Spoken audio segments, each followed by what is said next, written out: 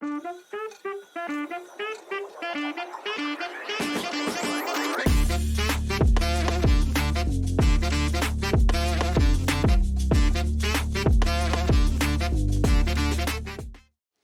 pessoal, tudo bem? Eu sou a Ana Júlia. E eu sou o Anderson. E seja muito bem-vindo a mais um episódio do ADVcast, um projeto da comunidade do CAP, tá? Então, a cada episódio, a gente vai falar sobre temas que têm a ver com educação, ciência, fé, propósito e muitas mais outras coisas. E tudo isso a gente vai conversar com pessoas que têm muito a compartilhar. Então, vem para o episódio de hoje. E assim como todos os outros episódios, a gente sempre vai se esforçar para trazer convidados especiais. O convidado que a gente trouxe hoje é o professor Gilbert. A gente tem a honra de ter ele como professor do nosso colégio. Ele tem, atualmente, 6 livros publicados, formação em comunicação, tem ampla experiência com trabalho no jornalismo e ele já viveu e estudou nos Estados Unidos. E ele também, como uma história diferente de vida, trabalhou em plataformas petrolíferas. Então, acredito que vai ter algumas histórias bem interessantes para a gente ouvir, para vocês acompanharem com a gente. Então, vamos mergulhar nessa história e, antes de tudo, convidar o professor para se sentir à vontade, falar com a gente. E aí, professor, como é que tá? Opa, tudo bom? Tudo bom? Obrigado, é um grande prazer e um grande privilégio estar aqui com vocês. Obrigado, o privilégio é nosso, professor. Professor, eu tenho uma pergunta para você. Como surgiu, assim, essa vontade sua, de tantas experiências que você teve ao longo da sua vida, como você teve essa vontade de se tornar professor, essa decisão de você ensinar as outras pessoas? Qual foi a sua motivação principal para isso? Bom, vamos lá.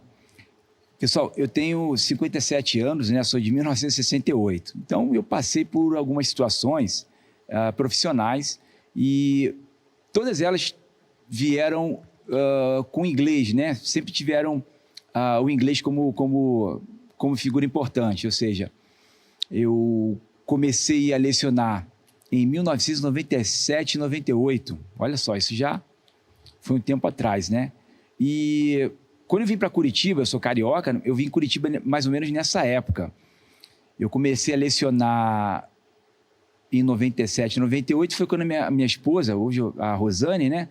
Ela falou assim, olha, você fala inglês, você sabe inglês, por que você não dá aula de inglês? Eu falei assim, não, mas minha filha, mas eu sou totalmente tímido, eu não sei, eu não me enxergo na frente de pessoas lecionando, enfim. Ela tinha marcado a entrevista lá com um cursinho, né? E foi quando começou a minha trajetória, né, oficial. Antes disso, no Rio de Janeiro, lá para 1995, 96, quando começamos a namorar, a mãe da Rosane, né, ela falou assim, olha, você fala inglês, por que você não dá aula aqui tem uma mesa aqui no quintal, a gente bota aqui uma mesa e você começa a dar aula de inglês também. Lá no Rio de Janeiro, morávamos numa vila militar, né, o pai dela era militar do Exército e meu pai também. Então, por isso que nós convivíamos comumente. Eu tinha voltado recentemente dos Estados Unidos e eu me lembro, uma vizinha falou assim, olha, você pode dar aula para o meu filho, porque ele está precisando de inglês, parece que um concurso da EPICAR, que é a Escola Preparatória de Cadetes da Aeronáutica. Aí eu falei, como esse menino era colega de futebol e não via aquela coisa de professor-aluno, aluno-professor. Então eu explicava de uma maneira bem descontraída. O rapaz passou, né? Ele passou no concurso, graças ao bom Deus, e daí começou essa coisa, poxa, é legal, dar aula, gostei da experiência. Enfim, aí em 97, 98, em Curitiba, começou essa história toda de dar aula em inglês, né? Foi falado que eu já morei nos Estados Unidos, foi lá que eu comecei a estudar. Isso foi nos idos de 1989 até 1992, 93. Voltei para o Brasil, né? Falando inglês. Trabalhei em área onde só tinha inglês no Rio de Janeiro. Trabalhei com hotelaria, já trabalhei no Hotel Sheraton. Trabalhei em plataforma de petróleo, em navio de prospecção de petróleo. E sempre dando aula de inglês de uma forma freelance, digamos assim, né? E daí, aqui em Curitiba, eu comecei a dar aula em cursinhos livres, né? Cursos livres de inglês. E foi quando começou também a começar o pessoal perguntar com relação a concurso, né? Concurseiros. Inglês, você pode me ajudar? Enfim, tem uma época nesse caminhar aí. Mas, assim, professor, você já está comentando com a gente como que foi a sua trajetória em dar aulas de inglês. Perfeitamente. Mas uma coisa que eu queria saber era como que foi o seu contato com a língua, o inglês. Eu digo isso porque, assim, particularmente, né? Eu não tenho inglês bom, eu sei algumas palavras, eu até consigo ler algumas coisas com muita dificuldade, muito esforço, mas me viro. O que me fez me interessar por inglês são duas coisas. Primeiro, eu joguei videogame quando era mais novo. Sim. Então, com meus 8, 9 anos, PlayStation 1 e PlayStation 2 não tinha jogos dublados em português e era tudo em inglês, Sim. as legendas, então eu tive que aprender algumas palavrinhas para conseguir fechar os jogos, né? Continuar. Ao mesmo tempo que eu também gosto muito de consumir conteúdo, filmes, séries, na língua original.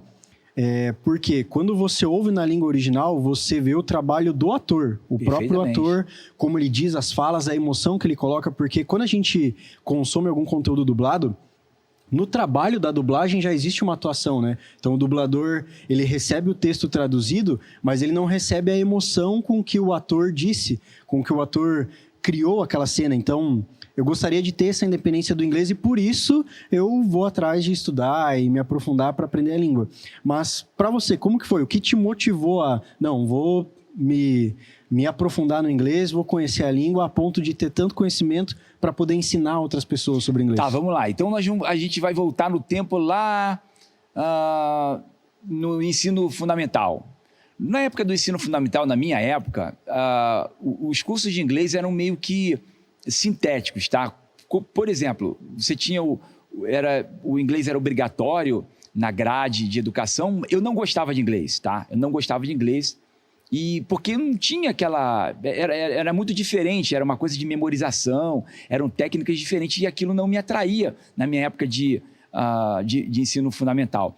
Eu comecei a gostar do inglês a partir do momento que, tipo assim, como eu tenho parentes fora, eu tenho parentes nos Estados Unidos, os meus primos, a gente tinha aquela coisa de querer falar um com o outro, falava... E a comunicação ficava sempre no meio, né? E aí eu comecei a aprender algumas coisas, eles também começavam a aprender algumas coisas em português quando vinham para o Brasil, e aí foi aumentando aquela... o que ele falou, o que ela falou, meu tio, né? E meus tios, particularmente a minha tia, que praticamente foi minha segunda mãe, né? Graças a Deus ela ainda está viva, está bem velhinha, está com 85 anos, ela inclusive foi o primeiro momento adventista que eu tive na minha vida, porque eu nem cristão eu era. Ela missionária adventista, né? Ela me apresentou a Bíblia em inglês, o King James Version na época, e eu comecei a ler assim, de uma maneira bem curiosa, tipo assim, eu gosto de história, eu lia aquela parte do rei Nabucodonosor, falei, caramba, rei Nabucodonosor, isso aqui eu li história antiga, então eu começava a ver paralelos, ver significado da Bíblia, né? Isso dizendo no lado espiritual, né?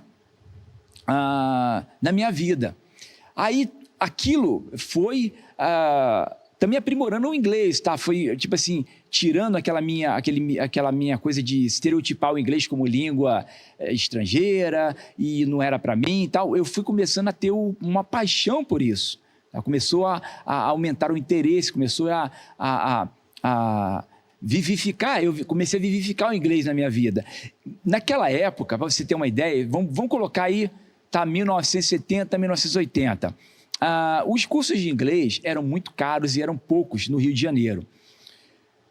Então, a opção que você tinha era ser autodidata, e foi o que aconteceu mais ou menos comigo. Eu fui autodidata, eu tinha que escrever algumas coisas no papel, via uma música, eu praticamente que adivinhava ou concebia o que o cantor ou a cantora falava, e aquilo foi, aos trancos e barrancos, foi acontecendo. Tá, aí o que aconteceu? Eu fui para os Estados Unidos, aí sim,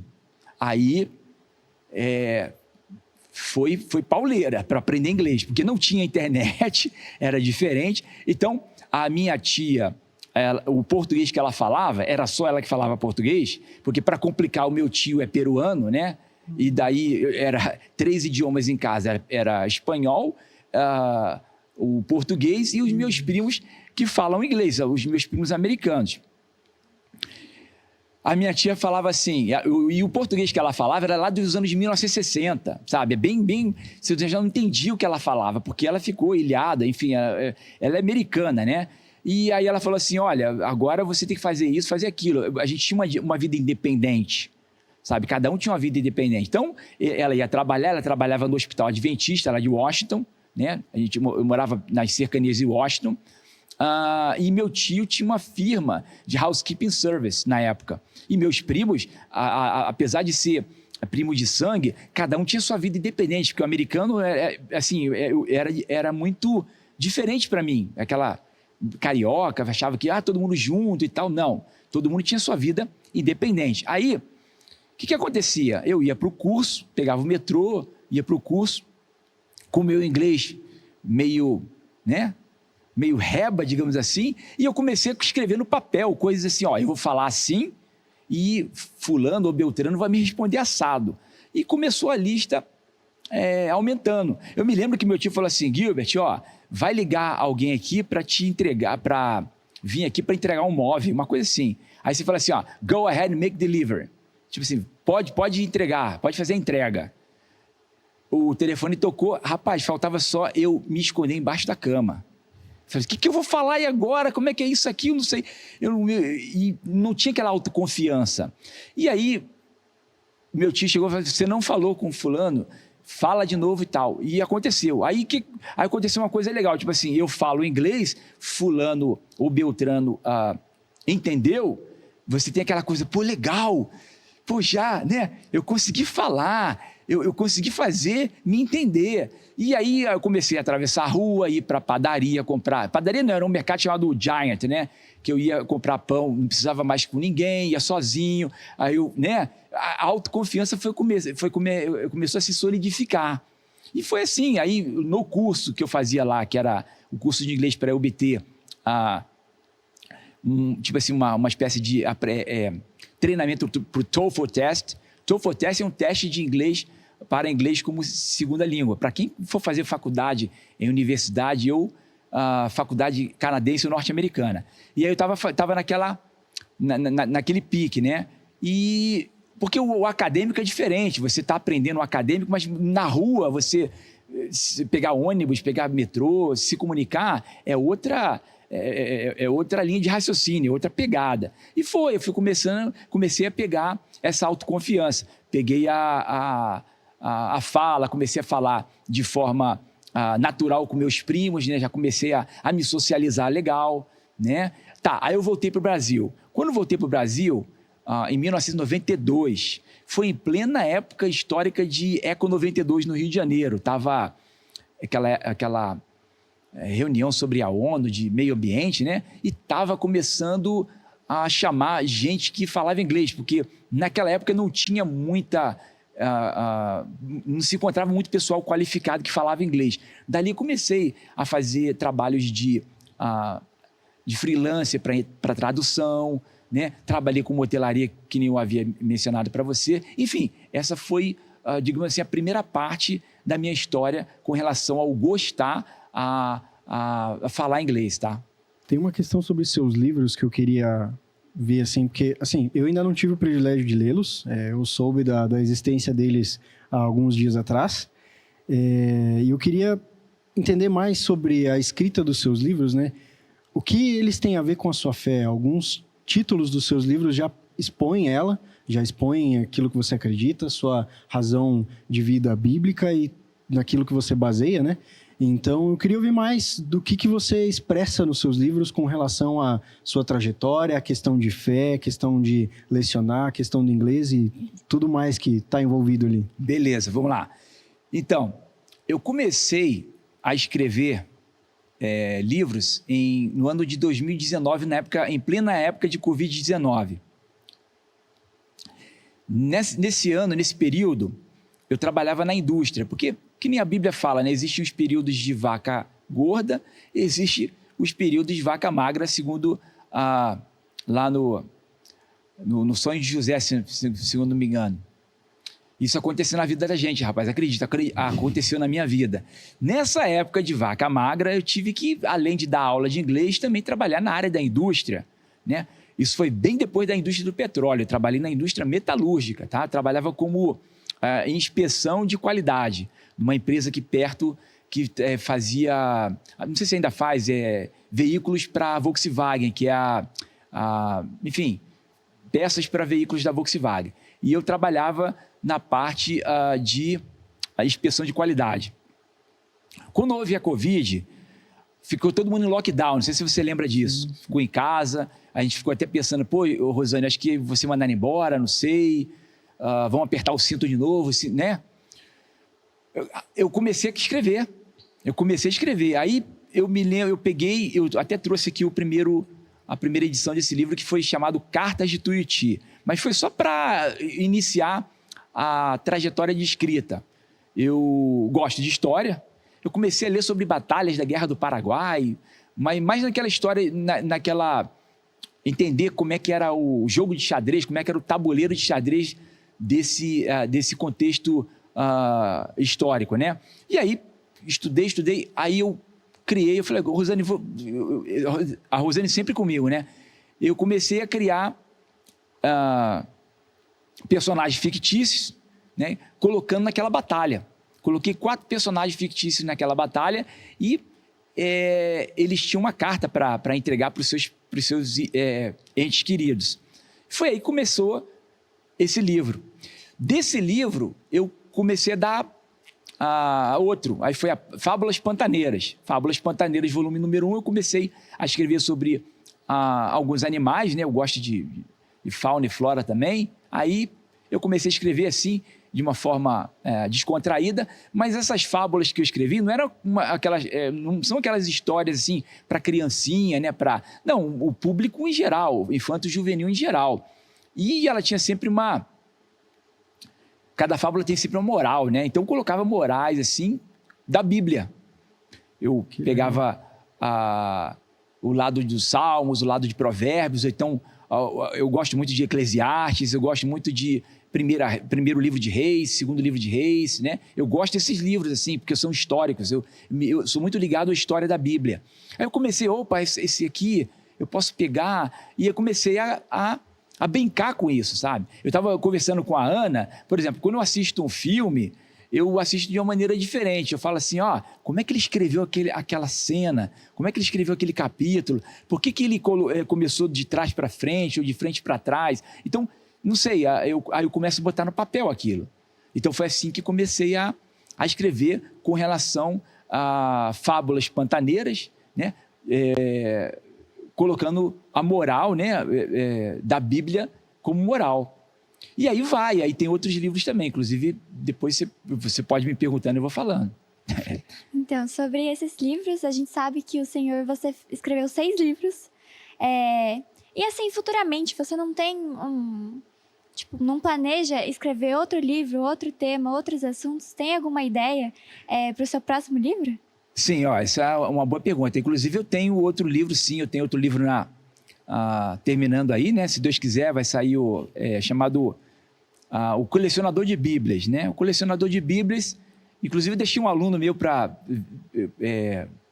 dos primeiros anos do ensino médio aqui do Colégio Adventista para me dar uma opinião, porque às vezes você tem uma opinião um pouco antiquada e precisa de uma opinião de um aluno, um colega seu, que possa, professor, escreve assim, faz assado. Aí, enfim, é uma história sobre um monarca, né, da Idade Média que coleciona Bíblias, que até então eram livros proibidos, e existem acontecimentos ocorridos, inclusive na época do protestantismo, né, do Martinho Lutero, que acontece a parte da Inquisição, e esse monarca, ele coleciona Bíblias, ele não deixa ninguém ter uma Bíblia em seu reino, mas ele mesmo não lê nenhuma Bíblia até que aparece alguém que vai esclarecer isso, mas isso aí já é um spoiler, né? Opa, já começou a contar uma parte da história do livro? Sim. Mas assim, professor, uma pergunta que eu tenho. nessa questão das fábulas pantaneiras, né? Você disse que fez questão de colocar a moral das fábulas como moral, uma moral de cunho bíblico, né? De inspiração bíblica. Você acha que a sua fé te influenciou na forma de escrever esses livros visando um trabalho missionário? Eu pergunto isso porque, assim, você comentou muito sobre a sua trajetória profissional aqui. Sim.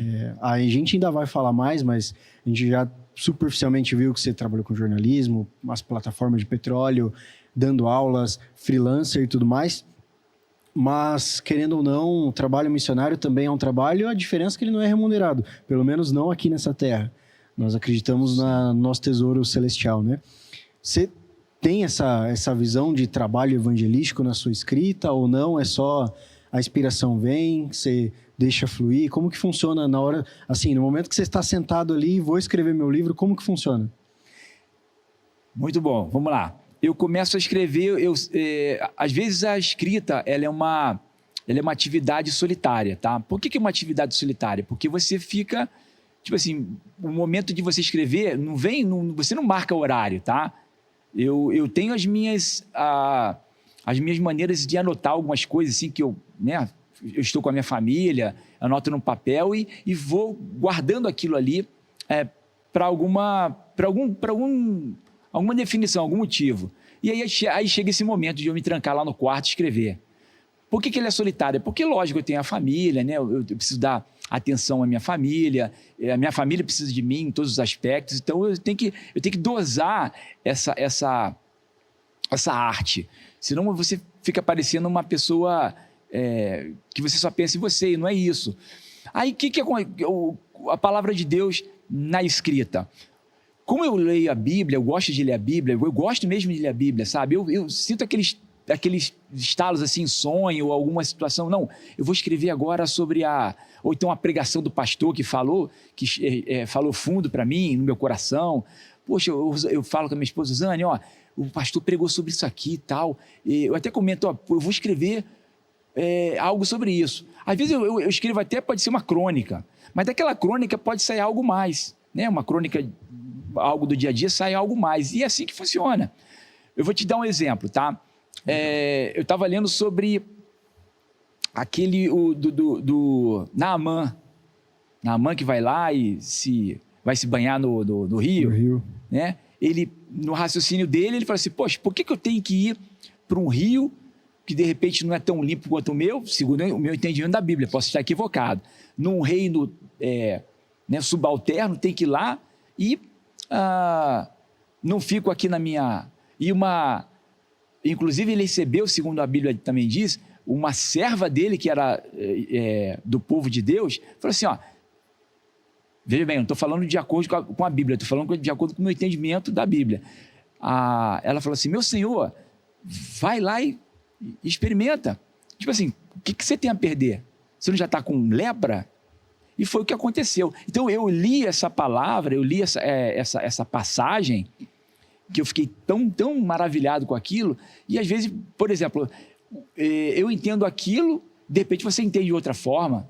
Então aí que eu entendo o que é o Espírito do Senhor Deus falando na mesma palavra que nós dois estamos lendo. Estamos lendo a mesma coisa, mas o entendimento seu espiritual é outro, o entendimento meu espiritual é outro. Então é isso que faz a palavra ser viva, ela sair, assim, palavras de ouro daquele livro. E aquilo me contagia, eu pretendo, a minha ideia, né, o que acontece comigo é de eu escrever e tentar colher algo e colocar aquilo ali, para poder, agora, veja bem, se você fizer uma pergunta interessante, se aquilo vai alcançar alguém, assim, eu não estou preocupado com isso, eu estou preocupado em fazer o que o Senhor está mandando fazer.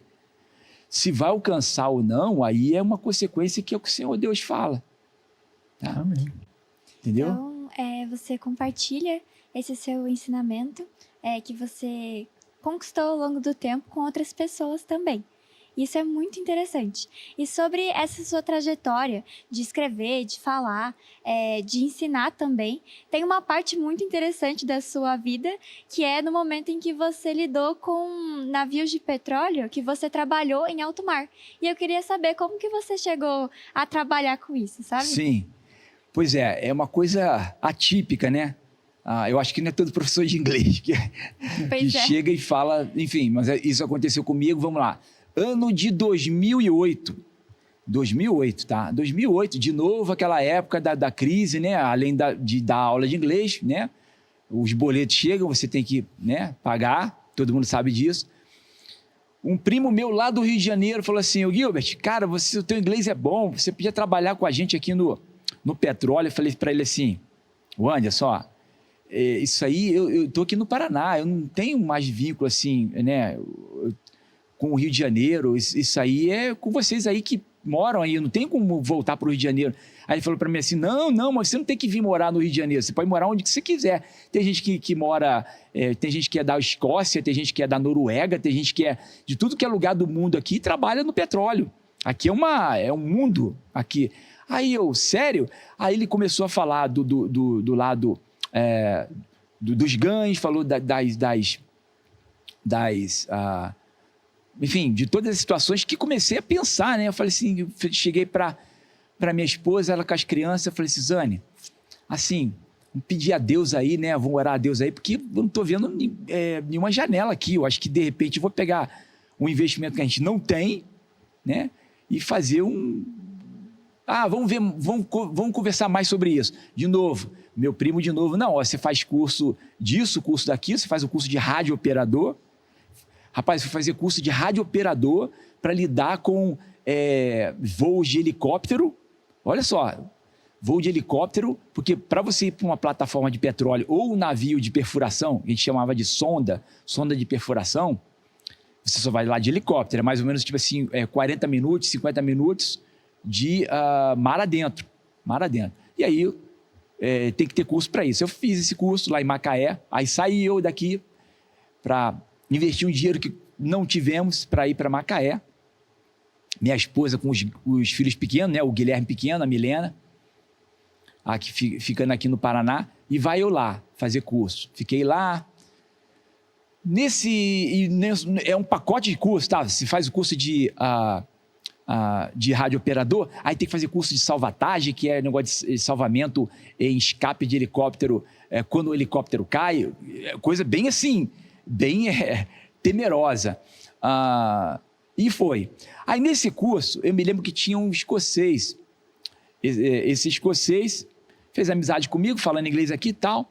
Aí ele falou assim, eu falei para ele: cara, você segura um currículo meu aí, sem compromisso? Aí falou: olha, deixa comigo, sem compromisso, eu vou deixar com o meu chefe lá, mas não garanto nada não, porque o quadro lá do navio está completo, mas tu fala inglês bem e tal, isso aí é um diferencial, né? Por isso que eu falo, pessoal, meus alunos, fala inglês é diferencial, sempre falo para eles isso. Aconteceu comigo, aí tudo bem, deu o currículo, voltei para o Paraná, nada feito, e de novo os boletos têm que vir. A história, né? A roda da vida tem que rodar. Fui trabalhar com o quê? Além de dar aula de inglês freelancer, fui trabalhar com call center, cara. Call center. Trabalhei em 2 empresas de call center, na tal da Brasil Telecom, de manhã, estava fazendo treinamento, e tinha uma empresa em São José dos Pinhais que prestava serviços de call center para o Banco do Brasil, cartão do Banco do Brasil. De tarde, para complementar salário. De manhã, que sabe que era 6 horas e complementava. Aí estou lá, naquele treinamento já, a gente dando graças a Deus, glórias a Deus, que estava as coisas começando a encaixar nos eixos. Volto para casa, Rosane falou assim: Gilbert, um gringo ligou para cá no celular, porque na época a gente só tinha um celular, era um celular para a família. Para você ter ideia. Aí, como assim? Não, ele fala engraçado, ele disse que vai falar de novo com você à noite, você tem que estar aqui à noite. Eu matutando, quem é essa figura abençoada que ligou para mim? Aí ele ligou. Aí falou: Gilbert, what are you doing now? O que você está fazendo agora? I'm working, eu estou trabalhando. Aí ele: não, você tem uma entrevista. Eu não me lembro se era no sábado ou no domingo, acho que era no sábado, ou sexta-feira, acho que era no domingo, uma coisa assim. E daí, você tem que pegar e vim aqui uma entrevista com o chefão. Falei, como assim? Vem com o chefão aqui. Você vem falar com ele aqui porque é meu pescoço que está na reta. Eu botei, fiz a minha parte aí. Falei, sério? Aí, rapaz, eu sei que a gente fez vai no cunhado, vai na cunhada, Rosane, todo mundo pega no cartão de crédito e tal. Eu tinha que estar no Rio de Janeiro no dia seguinte, não sei se eu peguei ônibus, eu não sei se foi avião, não sei, tinha que estar lá para tal da entrevista. Aí tá, cheguei na entrevista lá, uma sala toda bonita, no bairro de Botafogo, todo chique, vidro azulado, né? Aquelas arrumadeiras que vem assim com um carrinho de... o senhor aceita água, café, chá? Não, eu todo na minha, né? Aí, o senhor fulano já vim te atender. Aí era uma sala lá toda reservada, aí veio ele. Aí ele começou a falar comigo em inglês, né? Aí ele falou assim, just in case are you available tomorrow, in case you board in, você está disponível amanhã em caso de você ter que embarcar? Eu falei, sim, senhor. Yes, sir. Sim. Aí ele pegou, olhou para a secretária assim, providencia isso. Aí eu tinha que tomar vacina, não sei de quê, tinha que ficar num hotel lá para esperar sair o briefing, né, que era a ordem e tal, e dali ia para Macaé de carro com uma outra equipe, a equipe que ia lá, né, que vai uma equipe, e de Macaé pegar o helicóptero e ir para esse navio chamado Stena Drillmax. Era um navio, pensa tudo que há de mais moderno, navio de 6ª geração de perfuração de petróleo. Aí o que eu ia fazer lá? Eu era tradutor e intérprete, mas também ele dava como radioperador no caso de operações de helicóptero, tá? Porque você sabe, o helicóptero vai e vem para levar as tripulações para trabalhar e para voltar para casa. Era um regime de 14 dias no mar e 14 dias em terra, tá? Acho que era mais ou menos isso. Você tinha que gradativamente renovar os certificados que você tinha, porque os certificados de salvatagem, certificado de escape de helicóptero. Esse certificado de escape de helicóptero, na curiosidade de alguém, mais ou menos assim, tinha uma empresa chamada Falcnutec. Essa empresa, ela certificava, dava um curso que era mais ou menos assim, era uma piscina grandona, funda que só Jesus na causa, bem funda, e aí na fila, você de macacão e capacete, tinha que entrar no módulo que ele imitava um helicóptero. Então era 2 pessoas aqui no lado direito e 2 pessoas aqui no lado esquerdo. E tinha um mergulhador que ficava no meio segurando os abençoados aqui no lado dele, né? No lado direito e no lado esquerdo. Tá, a gente ficava com... eu me lembro que a gente falava assim, mão na janela e mão na fivela. Tinha a fivela aqui e você tinha a janela aqui no teu lado. O que acontecia? Acontecia que aquele módulo era submerso na piscina, mas você não tinha que ter pânico, você tinha que deixar o módulo descer na piscina e ir lá no fundo. Inclusive, tinha mergulhadores lá no fundo já esperando que se acontecesse alguma coisa e o pânico batia, você tomava não na certificação e não voltava para o emprego. Então, tinha 2 chances de você fazer esse treinamento. Aí tá, você estava lá, descia, aí o mergulhador batia assim no ombro do pessoal, vai. Quando você falava vai, era mão na fivela e mão na janela. Tirava a fivela aqui, destravava o cinto de segurança, tirava porque a janela não é de vidro, ela é uma espécie de acrílico, né? Com o cotovelo você tirava a fita, né? Ela já estava com a fita fora, pegava aqui, e ia embora. Chegava lá, aí o mergulhador dava assim para você, dava ok, opa, passou. Aí você passava. Mas o problema é que aquele módulo, ele não desce assim, ele desce e ele vira, porque a gravidade dele está no rotor, né?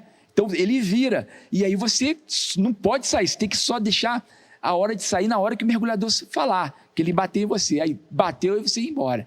Rapaz, que loucura. Desculpa a palavra, mas era punk, dava medo. Aquilo era temeroso. Enfim, 2008 a 2014 foi essa... Eu trabalhei como tradutor, intérprete, radiooperador, e eu estava começando a fazer curso de eletrônica para galgar o chamado operador de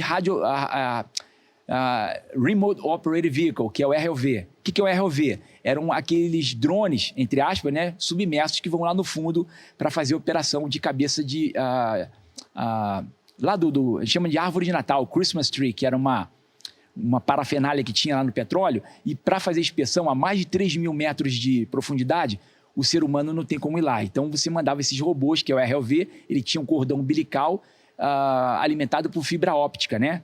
E daí a gente tinha que fazer, era a última coisa que eu ia fazer, mas aí eu saí, falei, não dá mais para mim. Então o ano de 2014 foi o último contrato que eu tive foi numa empresa holandesa chamada Van Noord. Para quem não sabe, a Van Noord foi aquela empresa que fez aquela engenharia lá naqueles países árabes que tem aquelas ilhas artificiais, né? Então foi eles que fizeram. Eu tive o privilégio, a felicidade de trabalhar para eles por um dia como tradutor e intérprete. Inclusive foi uma foto que apareceu aí. Legal. Depois que você trabalhou com isso, você teve essa experiência, para qual área você foi depois? Beleza. Eu também sou formado em comunicação social, jornalismo, né? Isso aí começou, foi em 2003, 2000. Meu filho nasceu em 2001, foi 2001 a 2003, 2004, por aí, foi, nessa época. Só que eu trabalhava como me formei, mas nessa época que eu estava me formando ainda eu fazia um estágio na chamada TV Paraná Educativa. Não sei se ainda existe a TV Paraná Educativa. Nessa época, o governador era o Roberto Requião, né? Então tinha um programa chamado Missão Integral. Esse programa Missão Integral, ele era chefiado por um pastor e ele pegava, tipo assim, algumas figuras evangélicas. Aí tinha eu, da minha igreja, e inclusive trabalhei com o Hélio, que era da rádio, aqui, a rádio da Adventista, a rádio Novo Tempo, né? O Hélio trabalhou comigo lá, só que o Hélio ele fez televisão, rádio e televisão, né? E eu fazia jornalismo, mas nós dois trabalhávamos juntos, e além de outra equipe de evangélicos, para esse programa, porque era um programa de entrevistas, né? De figuras evangélicas, e a gente trabalhava na produção, escrevia e tal, aquela coisa toda. O que aconteceu? Eu até gostava do que fazia, mas aí eu trabalhava em outro programa que era do Carlos Moraes, que era o programa Paraná Notícias. Nesse programa eu também trabalhava, veja bem, como eu falo trabalhava, eu era estagiário, né? Eu ganhava R$200 por mês, além de dar minha aula de inglês, para poder, me formando, enfim, fazer o que podia fazer lá no programa do Carlos Moraes também. Numa grande época, eu me lembro que o Carlos Moraes, a produção mandou eu fazer a gente chamava de, de sonora. O que é uma sonora? A sonora é você pegava um gravador e ia num programa desse de polícia, alguma coisa assim, capturar a entrevista do cidadão, a entrevista de alguma coisa lá. Foi ali que eu vi, tipo assim, isso aqui não é para mim. Sabe, você já formado assim, cara, isso aqui não é para mim. Eu não vou citar assim situações que tem ética envolvida, mas veja bem, não estou dizendo que isso acontece com todo mundo, mas comigo, homem de Deus, eu falei assim, isso aqui acho que não é para mim, né? Então, enfim, e eu continuando,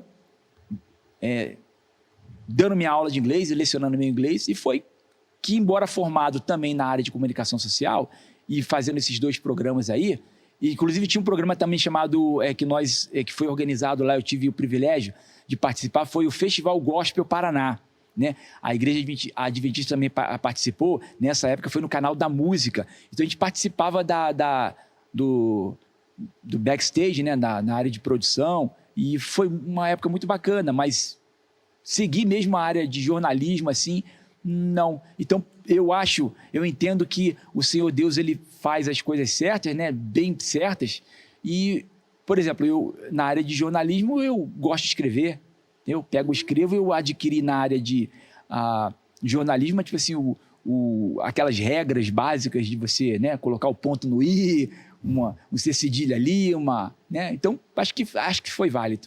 Mas sim, professor, aproveitando esse comentário que você fez das questões de como homem de Deus, cristão, não te fazerem repensar um pouco sobre o trabalho no jornalismo.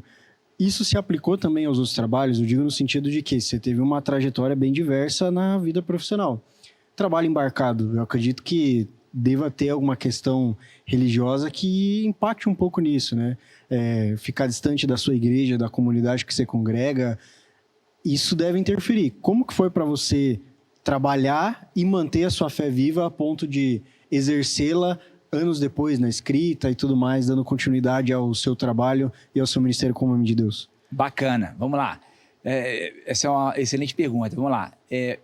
Para você ter uma ideia, quando você está embarcado, eu tive que conviver com pessoas de todo lugar do planeta, tá? Eu convivi com hindus, convivi com europeus, convivi com australiano. Eu tinha um país lá, um rapaz lá de um país chamado Mianmar. Eu nem sabia que existia esse país, mas também tinha gente de Mianmar. Então, quando você convive com esse povo, cada um tem gente com outras culturas, outras crenças, tá? Eu me lembro que tinha pessoas da Índia que tínhamos que dividir, por exemplo, camarote. O que é o camarote? Camarote é o quarto que você vai dormir. Por exemplo, vamos lá, vamos dizer que eu sou da parte de elétrica e você também. A organização de uma tripulação é assim, ó. Eles botam 2 eletricistas ou botam 2 tradutores, enfim, no mesmo camarote. Só que um vai trabalhar à noite e o outro vai trabalhar na parte do dia, porque a sonda nunca para. Então, enquanto um dorme, o outro trabalha e vice-versa. Houve incompatibilidades de culturas, digamos assim, porque, tipo assim, vamos dizer, uma pessoa da Índia, não estou dizendo que isso acontece com todos, mas, tipo assim, tive que aprender a cultura dele e ele teve que aprender a minha cultura, né? A minha cultura ocidental, e eu tive que, pelo menos, ouvir ou respeitar, lógico, a cultura dessa pessoa. Quando você está no alto mar, o mar, ele é uma coisa muito assim, ele é algo admirável, tá? Algo assim extraordinário. Por quê? Você está no meio do mar, não tem ninguém, não tem nada. É diferente que você vai à praia, na praia você, né, tá ali no meio, mas quando você está no mar e não tem ninguém, geralmente você vê o mar calmo, tranquilo, sereno, nada. E do nada, aquele calmo, tranquilo e sereno, vira-se uma tempestade. E, rapaz, eu vi gente que não acreditava em Deus, naquele momento, clamar a Deus, sabe? Clamar a Deus. E o que acontece? Aí você me perguntou, tá, e você como homem de Deus embarcado? Como homem de Deus embarcado, eu tive o privilégio e a oportunidade de apregoar o ano aceitável do Senhor, né? Falando do Senhor Jesus nos momentos, porque lá existem grupos evangélicos também, grupos, tipo assim, bem heterogêneos, mas que se juntam no momento, né? Olha, você é evangélico? Ah, sim. Ah, então vamos nos reunir no dia tal, no horário tal, para orar. Ah, beleza, conta comigo. Então existe houve essa oportunidade para mim. E também houve oportunidade de conversões, né? Conversões, porque você lida com pessoas de todo e qualquer histórico, tá? Tanto no Brasil quanto lá fora. Eu me lembro que eu falei assim, os europeus falavam assim, na época, acho que estava fazendo 15 ou 20 anos de casado. Aí, eu faço 15, 20 anos de casado, tenho que mandar alguma coisa para minha esposa e tal, quando voltar. Aí, não sei se era um da Noruega, falou assim, como assim? 15, 20 anos casado com a mesma esposa? Aí eu, sim, com a mesma esposa. Tipo assim, a coisa está tão... não é natural mais isso, né? Acho que ficou meio que invertido, né? Então, para mim foi um espanto ele perguntar isso e para ele foi um espanto ele saber da nossa maneira de viver, da nossa maneira cristã de viver. Então, acho que tem feito sim uma diferença. Eu, né, embora pecador, embora né, o Senhor Deus tenha me aceitado, eu tenho confessado o Senhor Deus em 1992, o Senhor Deus tem tido misericórdia comigo e bola para frente. Você passou por várias trajetórias. Que dica, conselho, assim, você daria para um estudante, vamos supor aqui do colégio, que conselho você daria para um estudante que está tentando escolher a sua carreira profissional nesse momento? Além que não de sabe estudar inglês, ainda. claro. Que não sabe ainda decidir qual área que ele quer atuar, o que ele quer fazer. Essa coisa de poder mudar de profissão depois, de testar coisas novas, sabe? Gostaria de saber que conselho você daria para um adolescente assim. Bom, vamos lá. A primeira coisa é se submeter ao Senhor Deus, né? Quando nós falamos em se submeter ao Senhor Deus, é realmente deixar que Ele guie as nossas vontades, o nosso viver. Muita coisa aconteceu no meu passado que eu não obedeci, não tive essa sabedoria na época, né? Eu não tive esse clique. Falei, caramba, se eu tivesse ouvido o Senhor naquela época, talvez, né? Enfim, mas o passado passou. Não dá para você mais voltar para lá, porque a palavra fala que eis que tudo se fez novo, né? Então, acho que esse eis que tudo se fez novo é digamos assim, o ponto inicial da nossa régua, do nosso timeline. Para os novos que estão começando, por exemplo, eu creio que os novos têm uma grande vantagem se compararmos à minha década, a minha época lá. Por quê? Porque naquela época, a Rosane estava até conversando conosco, né, e tal. Sim. Na nossa época, era mais voltado ao que isso vai dar dinheiro, isso é viável, e você era só matemática e português, que eram as matérias mais, assim, abrangentes, né? O resto, na época, falava-se, entre aspas, que eram matérias de decoreba, né? Nos anos de 1970, 1980, foi na época que eu estudava, né? Na época de vocês é diferente, é bem mais, na minha opinião, bem mais prazerosa até de conhecimento, porque você tem, hoje você tem acesso ao conhecimento de forma ilimitada, né? Temos a internet para falar isso, né? Temos o aparato, tem todas as ferramentas. Então, tem sim, por exemplo, ainda na nossa conversa mais cedo, né? A minha esposa falou assim, hoje você tem, não existe mais aquele mito de que se você ficar parado no seu trabalho, você não não voltar de novo. Não, hoje você tem essa possibilidade. Lá atrás talvez não teria, porque embora a competição seja acirrada, tem sim.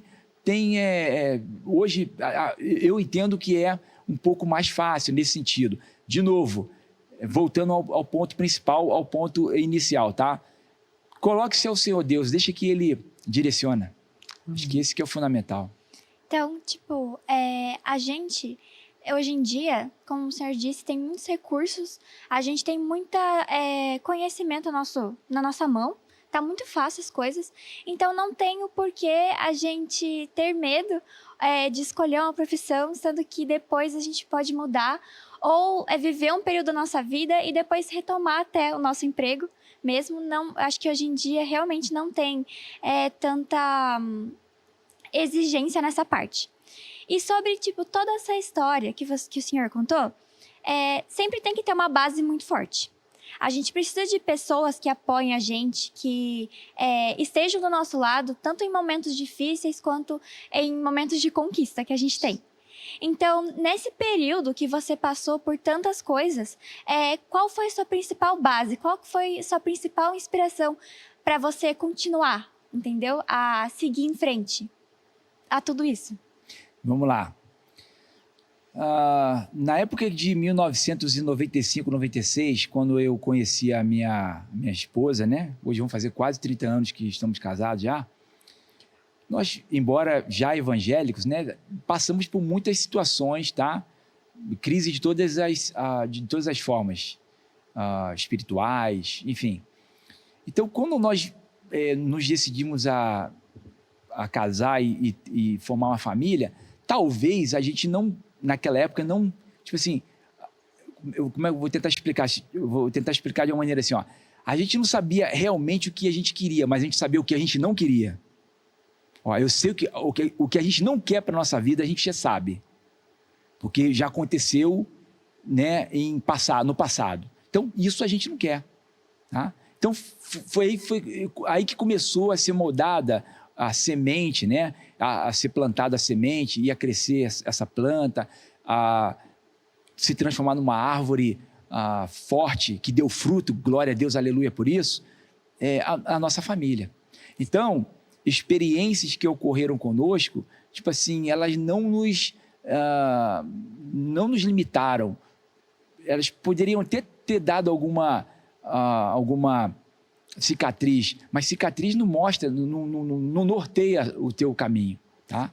Ela não norteia o seu caminho. Então, para mantermos o Senhor Deus na nossa vida sempre, né? E o Senhor Deus sempre falando, sempre conversando conosco, puxando a nossa orelha também, né? Então, a nossa família, a união da nossa família, ela tem sido preponderante nisso aí, eu posso dizer para você, tá? Com certeza. A família é a nossa base, né? É o que nos guia e que puxa a orelha às vezes, mas que te mostra o caminho certo porque quer o seu melhor. Então, a família realmente foi uma parte muito importante Sim. dessa história. E eu acho muito bonita essa relação. Você acha que você também, com essa parte assim de pai, você influenciou seus filhos a fazer a escolha certa nas profissões deles? Pois, por exemplo, eu posso contar para vocês inúmeros milagres, tá, sobrenaturais do Senhor Deus na nossa vida. E um deles é justamente esse aí, tá? Por exemplo, com relação ao meu filho. Para quem não sabe, eu sou pai de um casal de filhos, né? O Guilherme, que vai fazer 24 anos, e a Milena, que vai fazer 18. O Guilherme, para você ver com relação ao inglês, vamos colocar o inglês aqui também, tá? Eu dava aula de inglês, eu me lembro que uma época eu comecei a dar aula para cursos curso militar, né? Lá no Boqueirão. E aí o Guilherme, ele estava nesse curso. A grana ficou curta, eu ia tirar ele. Aí o professor de lá falou assim, não, você não vai tirar o Guilherme não, o Guilherme, ele é esforçado aqui, tá, professor, mas eu não tenho como pagar. Faz o seguinte, você sabe inglês? Tem como você ensinar inglês aqui pra gente? Para nós aqui? Eu falei, tá bom. Aí comecei a dar aula de inglês num cursinho desse cursinho pré-vestibular, sabe? Pré-vestibular e militar. Aí digamos assim, o Guilherme recebeu uma bolsa por causa disso, dava aula para eles lá. No ano seguinte, eu me lembro que o Guilherme ele tentava colégio militar, ele tentava a escola preparatória de cadetes da aeronáutica e tentava aqui do Paraná, né? Tentou no Paraná, aquela escola técnica do Paraná, enfim, ele fazia as tentativas dele. No colégio militar, ele conseguiu, mas ele não, porque era somente 30 vagas, e aí ele passava, mas não estava na lista. Aí na EPICAR, de novo, ele estava lá na lista dos 800, mas eram só 200 vagas, não conseguiu. Então ele foi treinando, e eu também dando o meu apoio, falando, conversando, levantando o moral dele e tal, e a Milena estudando no Colégio Adventista de São José dos Pinhais, né? Os dois, na verdade, estudavam no Colégio Adventista de São José dos Pinhais. Ele começou a sair de lá, quando a última turma, acho que foi a turma 91, né? A nona série lá do Fundamental. Aí, ele fazia o curso e, ao mesmo tempo, estudava na Adventista. Aí, o que aconteceu? Um belo dia, ele perguntou para mim assim, eu creio que isso foi um milagre de Deus, tá? Ele falou assim, pô pai, a prova tá difícil e tal, eu não estou conseguindo. Eu falei, meu filho, calma, as coisas vão acontecer no momento, você está fazendo a sua parte, é isso que interessa. Aí ele falou, mas eu estou fazendo. Aí eu falei para ele assim, então faz o seguinte, faz pro mais difícil, faz pro colégio naval, mas tipo assim, não é que você vai passar, mas tipo, faz só para você ver como é que é. Só para testar. Só para testar, e o mais difícil que você faz pro resto. Rapaz, ele fez.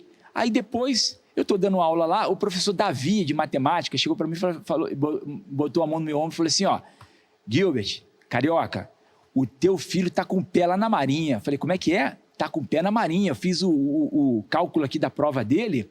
Cara, ele é um dos 3 aqui do Paraná que está lá na Marinha. Eu falei, professor, devagar, vamos orar e tal, né? Meu jeito lá, falei, que a gente já está meio que cansado de alarme falso, né, e tal. Tá. Eu sei que ele fez prova para a Marinha, fez prova para a Aeronáutica, fez prova para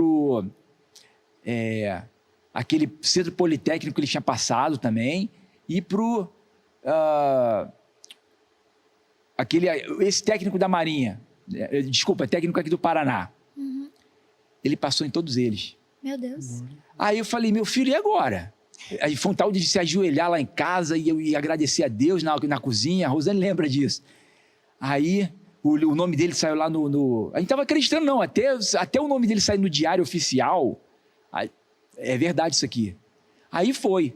Aí foi outra segunda parte do milagre, de levar ele para fazer o tal do... fazer o teste de natação, e fazer corrida. E aí, enfim, milagre atrás de milagre.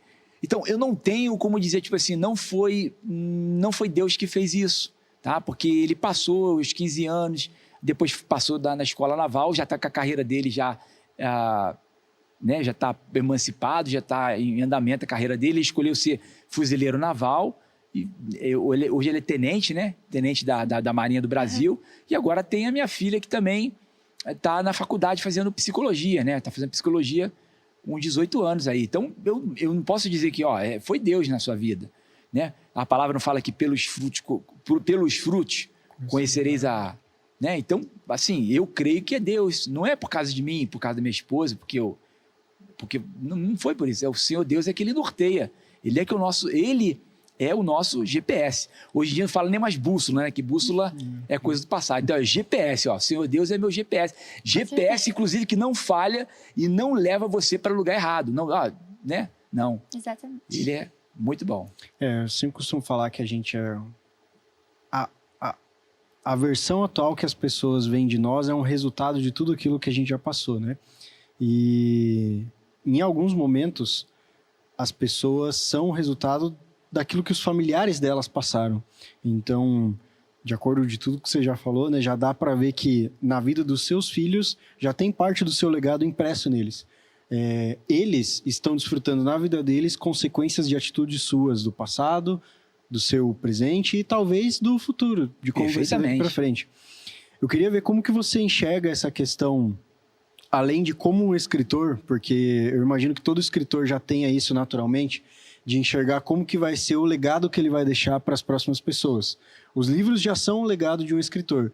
Mas fora essa questão de livros, de escritura, você como professor, que com certeza vai ter marcado a vida de alguns alunos, eu pelo menos nunca esqueço alguns professores com que eu tive aula no ensino fundamental e ensino médio.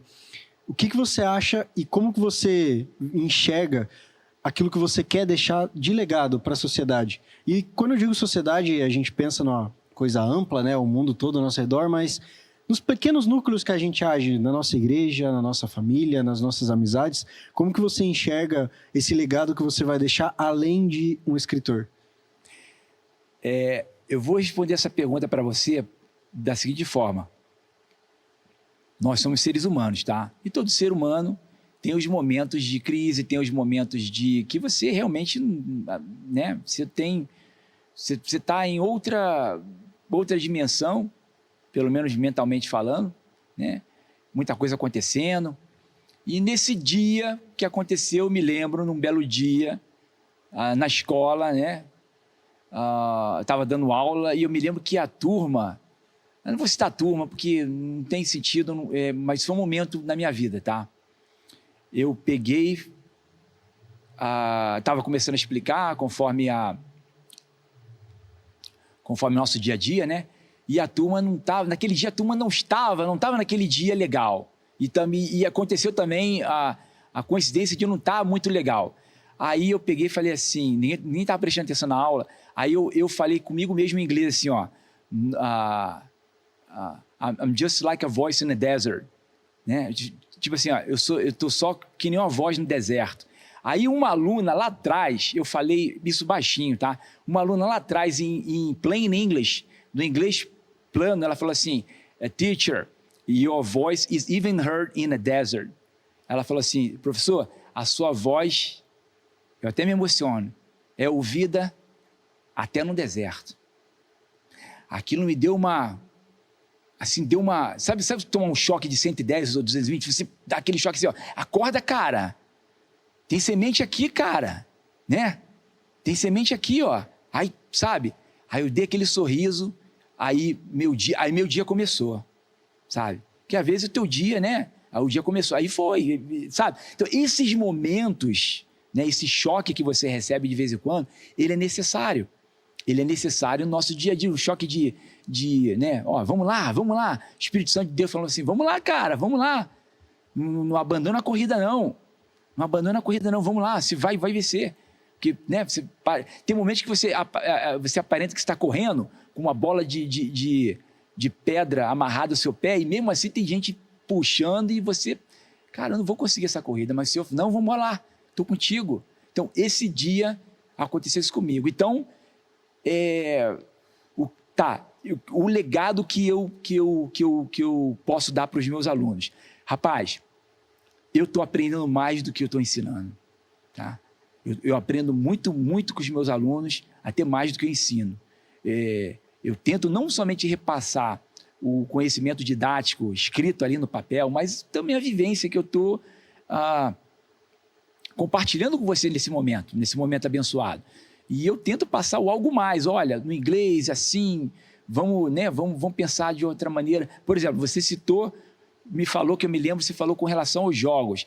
Teve aluno meu que aprendeu só jogando videogame. Eu falei, rapaz, que legal. Quer dizer, ele igual você, né? Pegou algo que você gosta naquilo que talvez você não gostasse tanto. Ou seja, na minha época, você tem que fazer isso, você tem que aprender inglês, você tem que aprender matemática. Então, para o jovem, você ter que soa uma coisa meio que chata, né?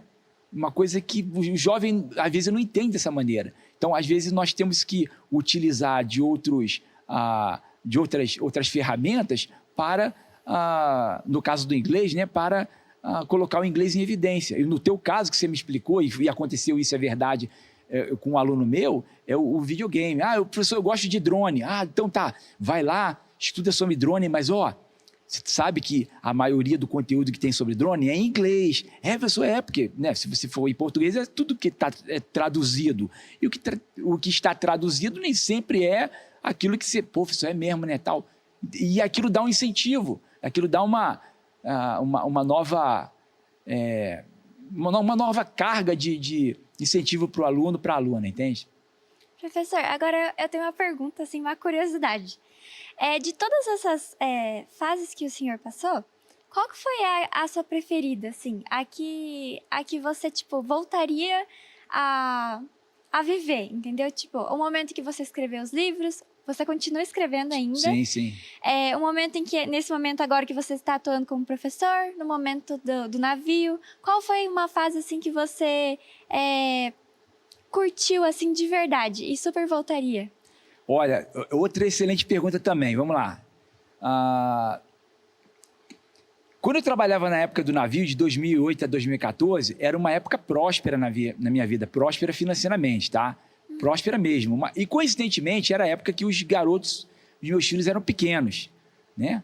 Eram pequenos. A Rosane, ela, né, falou com você, falou conosco aqui na entrevista, antes da entrevista, que o sonho dela era ser sua mãe, né? Ela é fonoaudióloga, mas não, o sonho dela é ser mãe, é querer curtir os filhos. E ela teve esse momento quando os garotos eram pequenos, né? O Guilherme pequeno e a Milena bebezinha. Então, naquela época, eu me lembro que eu fui num culto lá e o senhor falou assim, olha, eu não sei, eu tenho minha mãe, veja bem, pessoal, eu estou dando o meu jeito, tá? Do jeito que o Senhor Deus fala comigo. Não sei se é a mesma coisa, mas enfim, o Senhor fala comigo desse jeito. Fala assim, você está curtindo bem, tá? Mas isso aqui é temporário, viu? Só que não, isso é coisa da minha cabeça. Deixa pra lá, isso é coisa da minha cabeça. Aí o Senhor falava de novo em outra situação, falava na palavra, falava em... Quem sabe, sabe, tá? O Senhor falava para mim, curta, mas isso aqui é temporário. Eu tenho outro plano para você. E aí ia. Aconteceu um momento que acabou. Então, eu queria que aquilo fosse para sempre na minha vida, é claro. Houve aprendizados. Acabou aquele momento, acabou outro momento. É igual você falou no videogame, existe a fase 1, a fase 2. Na fase 1, você não tem como ficar mais na fase 1, porque você já conhece todas as armadilhas, conhece todos os segredos. Você não tem mais como jogar a fase 1. Você tem que ir para a fase 2 do videogame. Aí você tem que ir na fase 3. E troca de fases, essa mudança de fases, né, espirituais, pessoal, estou falando espiritualmente falando, tá? Existe um aprendizado. Então, respondendo a sua pergunta, eu falo tranquilamente para você, o melhor momento na minha vida hoje é agora. É agora. Sem nenhuma... É agora. Eu achava que era a época do petróleo. Eu achava que era antes, quando as crianças eram pequenininhas, ou quando... Não, é agora. Eu falo de todo o coração, sabe? Assim, é algo bonito que o Senhor Deus está fazendo na minha vida, na vida de vocês, porque Deus Ele é completo. O Senhor Deus, nossa, é completo demais. Com certeza. Ok? Então, a gente sabe que o professor separou uns materiais, né, para a gente dar uma olhada, então... Nossa equipe de produção aí está trabalhando, fazer eles trabalhar mais um pouquinho. Ah, sim. Daí eu ajudo aqui os materiais na pra identificação de alguma coisa aqui. Vamos lá. Essa foto aqui, nós estávamos parados ali no porto do Rio de Janeiro. Esse navio é o chamado Stingray. Foi o último contrato em 2014. Eu era tradutor-intérprete. Quando você fala de tradutor-intérprete, a primeira coisa que você... O leigo, né? A primeira coisa que o leigo entende é gravata, terno, paletó, o cara numa câmara, ali, igual aquela lá do pessoal da técnica, e ouvindo no áudio ali, o pessoal e traduzindo simultaneamente. Tá, existe esse tradutor também. Mas também no caso ali, eu fazia trabalho de tradução da parte técnica, ou seja, de obras, de situações em que envolviam trabalhadores brasileiros, né? Da tripulação, em comunicação com o pessoal gringo, que essa tripulação ela era da Holanda, a maioria do pessoal era holandês, tá? Nossa. Então esse navio aí, ele trabalhou para a Petrobras, que era operadora. Eles foram lá para Pernambuco, né? Tinha um projeto lá que eu não me lembro o nome agora, e voltou, e ele ia ser desmobilizado no Rio de Janeiro, no porto do Rio de Janeiro, para dali ele seguir. Acho que ele ia voltar para a África. E essa época aí, eu estava de prontidão ali, porque o capitão falou assim: Gilbert, ó, fica aqui em terra, porque vai ter uma situação assim de guindaste, para você falar com guindaste, para ele tirar alguma coisa, um container, alguma coisa lá de cima, e trazer para cá. E foi mais ou menos essa operação. Aí foi quando eu fui clicado ali. Tá, é a mesma coisa, tá? O Stingray, tá vendo ali, ó? É o navio... Está ali atrás esse navio aí, ele era uma espécie de chata, tá? Ele é achatado, assim, o calado dele. Para quem não sabe o que é calado, em linguagem de marinharia, ele tem a quina do navio, a quilha do navio, né? Ele é achatada, tá? Então, ele trabalhava em lançamento de linhas de... do pessoal da geologia mandava fazer isso aí lá. Aqui já era no ido de 2012, acho que era 2012, 2010, 2012. 2010, 2012, eu trabalhei num navio pequeno que levava contêineres de rancho, a gente chamava de rancho. O que era? Era alimentos, né, para o pessoal da tripulação de plataformas do norte do Espírito Santo, tá? Então, a gente ficava lá no chamado CPVV Vitória, ali na região de Vitória e Vila Velha, no estado do Espírito Santo. Nesse navio aí era chamado Sea Pollock. Esse navio era um navio de apoio, a gente chamava de navio de apoio, ou simplesmente rebocador. E eu era radiooperador, né? Você está vendo ali eu fazendo comunicação com rádio, só que ali era um navio que não tinha nada a ver, era um navio pequenininho, né? Não tinha nada a ver com helicóptero, nada, batia muito, tá? Batia muito. Quando a gente fala bater, balançava pra caramba. Né? Você imagina, enfim, tinha situações que era horrível, horrível. E passava lá embaixo daquela ponte lá do Espírito Santo, ali de Vitória, ia para mar aberto e fazia a transferência de containers de rancho e de materiais da Petrobras para essas plataformas de petróleo. Aqui, essa foto é engraçada, tá? Eu estava na plataforma chamada SS Borne, na codificação Petrobras, é SS65. Era uma plataforma antiga pra caramba, muito deteriorada até, e ela fazia operações de workover, que falava, e operações de perfuração. Se você me perguntar sobre produção de petróleo, eu não sei nada. De perfuração de petróleo, eu sabia alguma coisa, por quê? Porque eu tinha que traduzir todo dia, às 7 horas da noite, tinha uma reunião geral com o pessoal da Petrobras, que era a operadora, e os demais envolvidos naquela operação. E cada dia tinha algo novo. Então eu tinha que traduzir, o que ele falou? Ele falou isso. E lá ao vivo e a cores. E tinha algumas pegadinhas lá, algumas coisas que você tinha que ficar... Não, eu não falei isso. Eu entendi errado, entendeu? Então você tinha que ser craque na tradução, senão puxava o seu tapete, digamos assim. Aí aqui, vamos lá. Na foto, eu tenho... tá vendo eu fazendo assim ali? Eu estava ali no momento de folga, né? Estava sem o meu equipamento, saí da sala de rádio, porque esse navio que tirou a foto aqui era o ex-navio que tinha trabalhado. Aí tinha um filipino, o capitão era um filipino, tá? Gente boa pra caramba. Aí ele, Gilbert, nós estamos aqui abastecendo a tua plataforma. Eu falei, sério? Onde é que vocês estão? Estamos aqui parando aqui no bordo, aqui no lado Boreste. Tem o lado, lado Bombordo e o lado Boreste. Beleza. Aí eu fui lá, aí dei um tchau assim, e foi quando eles clicaram ali nessa plataforma Borne. No lugar certo, na hora certa. Aqui foi no Paraná, tá? Quem sabe essa empresa aqui, eu trabalhei para eles como inspetor da parte de qualidade, tá? Em peças de veículo. Você vê, do vinho para a água, da água para o vinho, né? Então, trabalhava com peças do veículo chamado crossover, né? Esse veículo da Volkswagen. Então, fazia inspeção, tal, e foi na época de 2017 até 2019. Foi isso mesmo, 17 e 19. E sempre em inglês de noite. Inglês.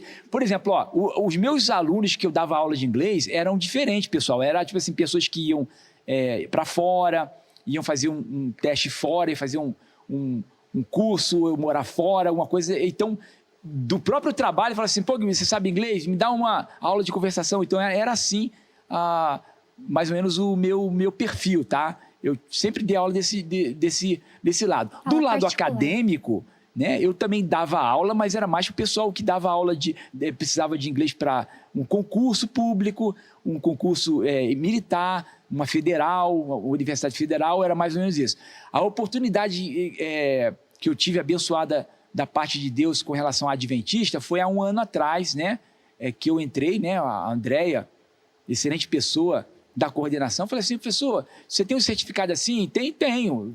Já estudei na Uniaselv com relação à licença. Tem, me dá teus certificados, vamos fazer aqui um teste aqui e tal, e fui aceito, e glória a Deus, estou aí para contar essa história de viva voz.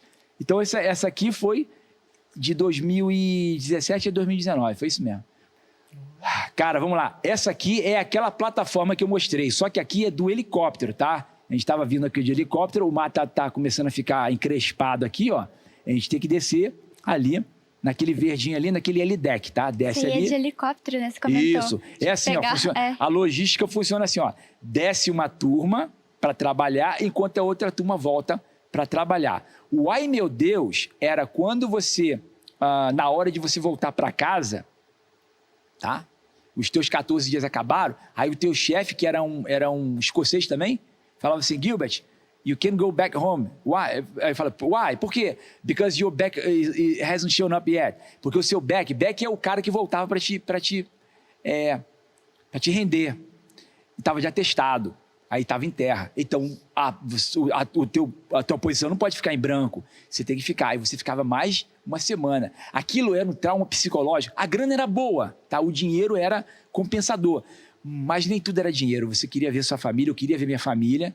E o teu psicológico ficava abalado. Então eu tinha que ligar, Zane, não vou poder voltar, todo mundo esperando aquela coisa toda, não vou voltar, vou ficar mais uma semana aqui. Aí o que acontecia? Você ficava mais uma semana lá e voltava na semana seguinte. Só que na semana seguinte era mais ou menos a época de você bater e voltar.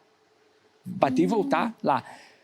Pessoal, para você ter uma ideia, eu voava tanto, que aquele Azul, né? Companhia Aérea Azul, eles me deram o plano Safira para voar, porque eu voava 2 vezes por mês.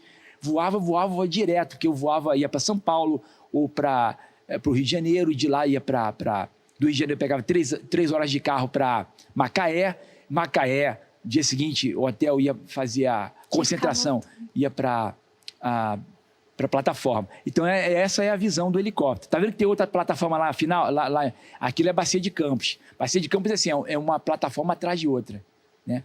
Então, é Bacia de Campos.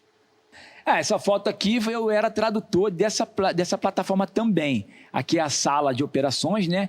Esse colega clicou, eu estava ali no meio de digitando alguma coisa de tradução, e ele mostra ali o O positivo, né? Se acontecer alguma coisa, meu nome, e era eu ali em ação, um pouco mais novo, né? E, enfim, era o nosso dia a dia. Tá, mesmo navio Cipolo, que está em Vitória. Não deu para mostrar ali os detalhes, né, o layout do navio, mas essa foi a foto que eu consegui trazer ali na sala de rádio. Ali o navio é pequeno, pessoal, uma sala de rádio é um cantinho, né, e tem um capitão dando as prerrogativas. Né? Quando o navio, digamos assim, vai estacionar, tem que chamar um cara chamado prático. Ele vem e ele geralmente não fala inglês, aí tem que falar para o capitão fazer as devidas orientações. Tá, esse vídeo aqui foi dentro do navio, melhor navio que eu trabalhei na minha vida, que é o Stena Drill Max. Stena Drill Max era um navio de bandeira britânica, só que ele tinha tripulação de tudo que era lugar do mundo. Tinha da Austrália, sabe, canadense, tudo que era tipo de inglês a gente tinha que falar lá. E essa área que está mostrando aqui nesse vídeo era a nossa área de recreação, né? A gente trabalhava e tinha a nossa área de recreação. Ali, esse senhor aqui, hoje meu amigo, né? Ainda, graças a Deus, está lá o Elson e o Hugo. Eles são lá do Espírito Santo. Esse aqui é o operador de HLO e o Elson, ele é o técnico de segurança do trabalho, que tinha que colocar técnico de segurança brasileiro lá enquanto tivesse tripulação brasileira, porque, na verdade, a grande maioria era de gringos, né? Então, essa época aí, era a nossa sala de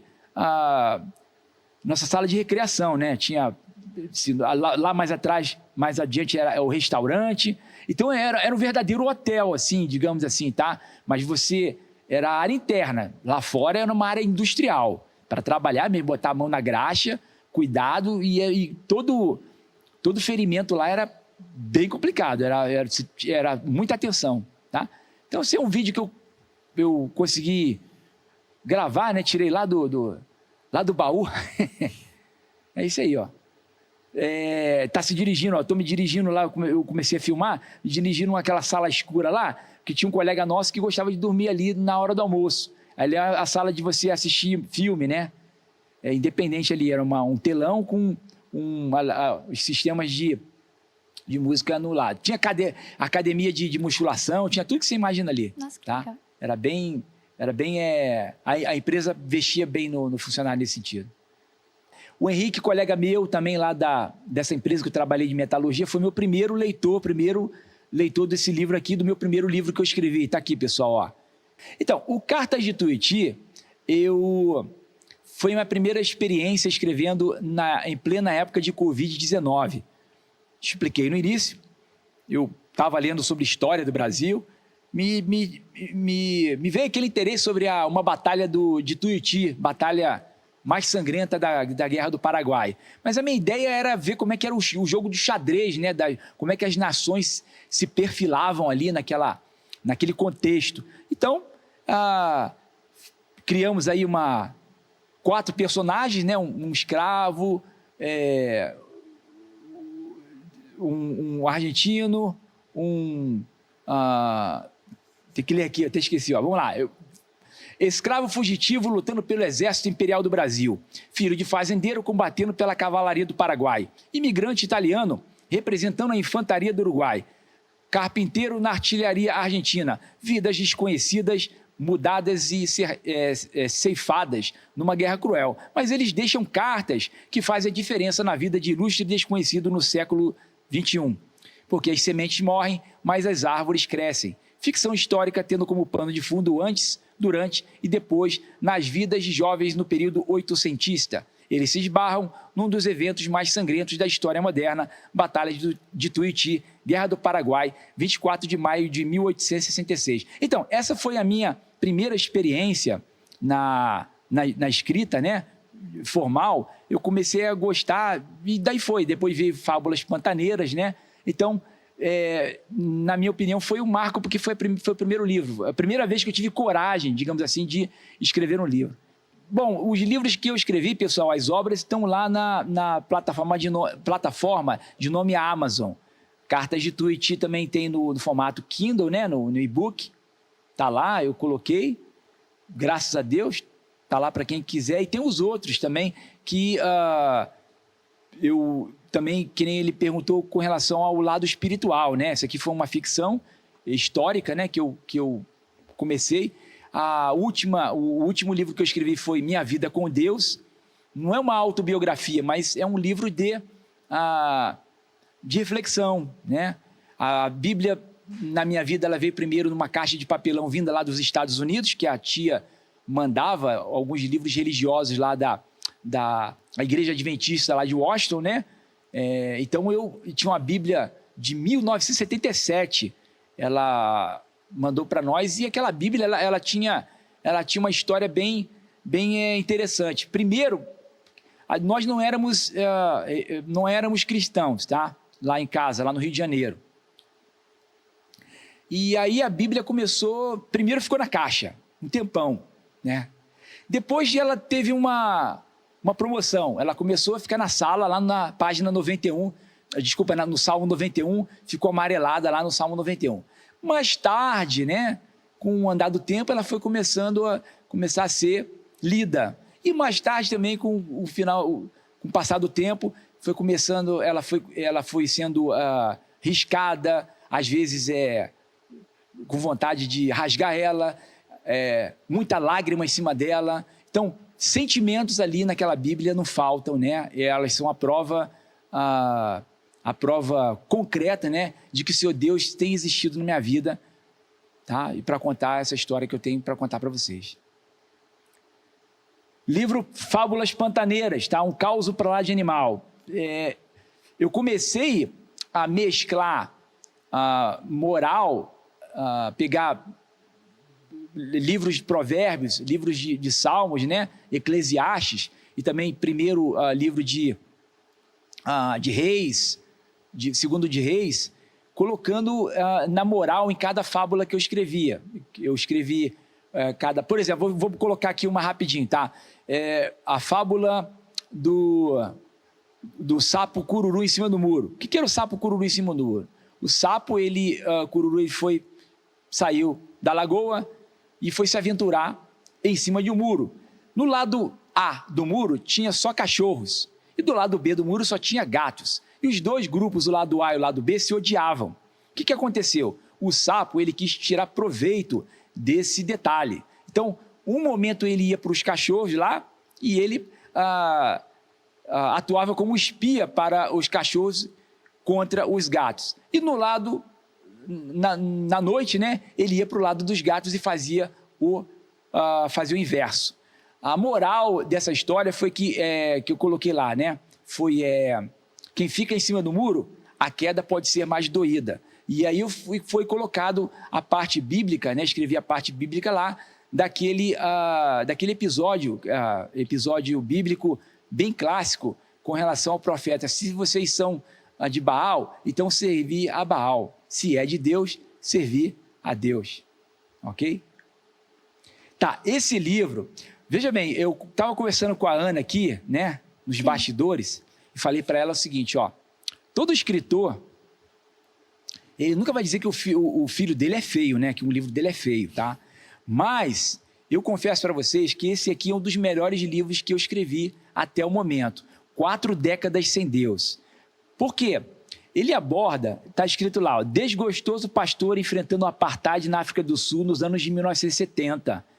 Afro-norte-americano, veterano da Guerra do Vietnã, encarando o corredor da morte nos Estados Unidos, anos de 1980. Jovem músico baixista, lutando contra as drogas na Nova Zelândia, nos anos de 1990. Médica, enfrentando dramas e preconceitos no transplante de coração da própria filha, nos anos, no início do século 21.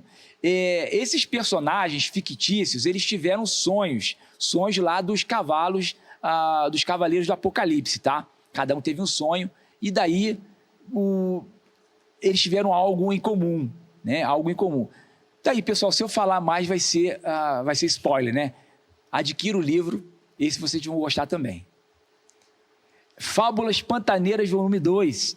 Né? Então, eu comecei a gostar da coisa de escrever fábula, e foi, né? A fábula 2. Eu coloquei ali o Condor Andino Peruano, Yararajuba Amazônica, Resgate de Guaiamum de uma Panela de Caranguejada, Falcão Peregrino que Sabia Latim. Então, tem... tá escrito aí as fábulas, e cada moral, né, levando a um versículo bíblico, levando um versículo bíblico, digamos assim. Tá, esse foi meu livro mais recente, terminado recentemente, tá?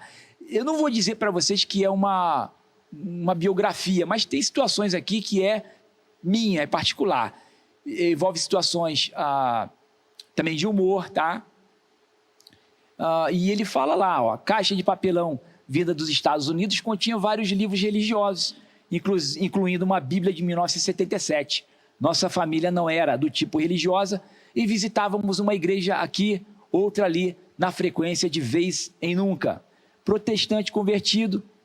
Aí eu conto a história da minha mãe, né, e tal, da minha falecida mãe. Enfim, ele faz o estilo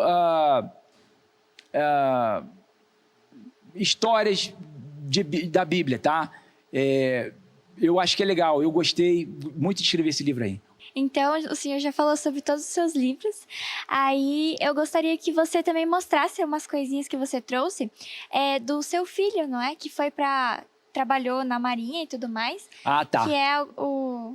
Ah, tá. Eu tive a lá. oportunidade, me perguntaram, só por curiosidade, me perguntaram sobre... muita gente não sabe o que é um colégio naval, o que é uma escola naval, um colégio militar dessa magnitude, como é que é.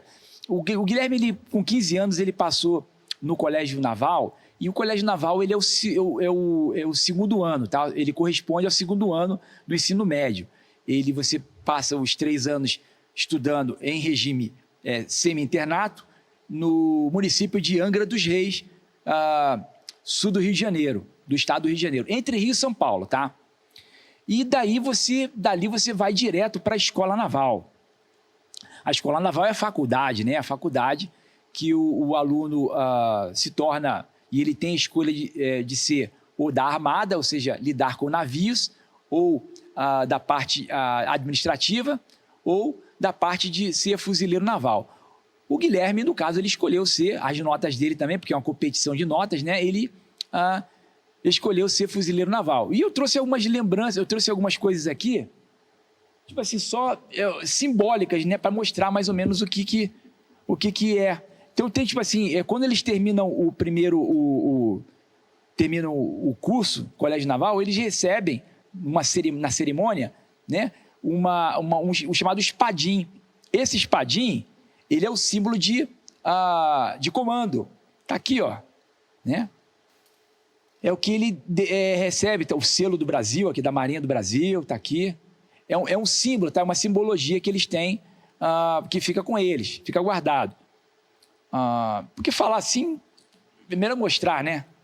Sim. E também, da escola naval, eu trouxe uma miniatura.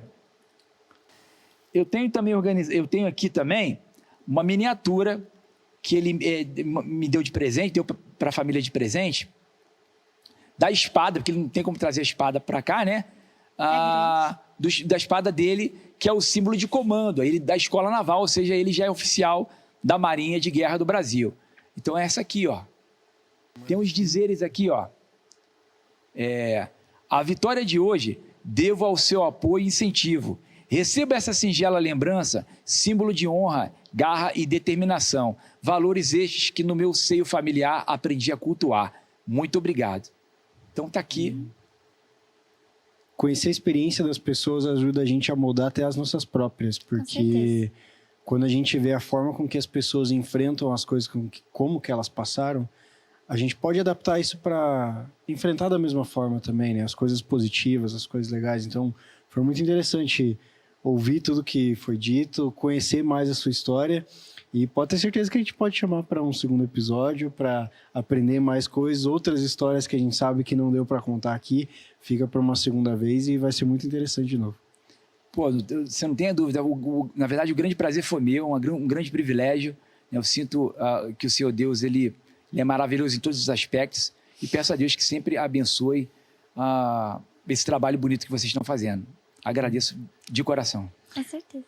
Professor, você quer deixar algum recado? Você quer deixar suas redes sociais para o pessoal te seguir? Onde que acompanha a escrita dos seus livros, o livro novo que você vai lançar? Se quiser divulgar, aproveita para mostrar para a câmera ali e manda bala. Então, pessoal, lá na plataforma da Amazon, vocês podem obter, né, os livros físicos e também no formato e-book, né? Para quem conhece o Kindle lá, tem no formato e-book também. Eu tenho... Enfim, tenho lá no Instagram, vocês podem procurar lá no Gilbert Zan. Inclusive, tem o nosso canal, o canal de inglês, né? Eu dando aulas de inglês. Foi uma experiência até bacana, que foi a minha filha que me incentivou. Ela fazia as imagens, a Milena, né? As imagens. E daí, não, pai, ensina aqui na câmera, e faz assim, faz assado. E aí começamos a postar. E algumas postagens lá renderam até boas visualizações. Mas a ideia não era, tipo assim, quantas visualizações, era mais no sentido de repassar o conteúdo, porque muitos alunos falavam, professor, eu não entendi essa matéria, eu não entendi isso aqui, aí eu colocava da melhor forma possível lá no Instagram. Então, no Instagram tá lá, Gilbert Zan, né? No Instagram. No YouTube também, tá? No YouTube também. Só quero dizer que foi muito bom acompanhar a sua história hoje, no episódio de hoje. Foi muito legal ver, eu acho que a minha parte favorita, não sei, mas foi saber dessa parte familiar sua, com seus filhos, com a sua esposa, uma história muito, muito bonita. Foi muito bom de acompanhar mesmo. Então, eu agradeço pela sua participação. Como ele disse, a gente também pode planejar uma outra vez, um segundo episódio para a gente saber de mais coisa. E é muito legal eu, como aluna, conhecer o pessoal de casa também, outras pessoas que vão ver, conhecer o nosso professor do Colégio Adventista, que nós temos o prazer de receber as aulas de inglês que ele dá depois de todas essas experiências. Então, realmente foi muito legal. Muito obrigada. Ok, te agradeço novamente. E, pessoal, você que está acompanhando a gente de casa, a gente agradece por ter ficado com a gente até o final. Não se preocupem que os links e tudo que o professor disse aqui vão ser colocados nas descrições dos vídeos. E não esqueça de compartilhar com seus conhecidos. Se precisar, assista, reassista, divulgue e compartilhe esse projeto que a gente quer compartilhar e fazer com que muitas pessoas sejam alcançadas através dele. Beleza? Até mais, galera. Tchau, gente.